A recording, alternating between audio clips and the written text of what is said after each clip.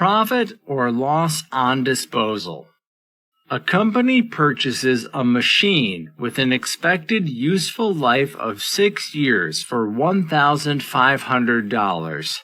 After 2 years of use, management revised the expected useful life to 8 years. The machine is to be depreciated at 20% per annum on the reducing balance basis. A full year's depreciation is charged in the year of purchase, with none in the year of sale. During year 4, it is sold for $750. What is the profit or loss on disposal? Answer: depreciation equals beginning net book value times depreciation rate.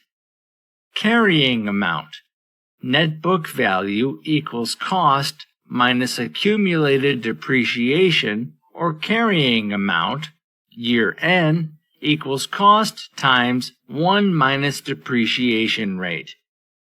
Carrying amount: 1,500 times 0.8 times 0.8 times 0.8, $768.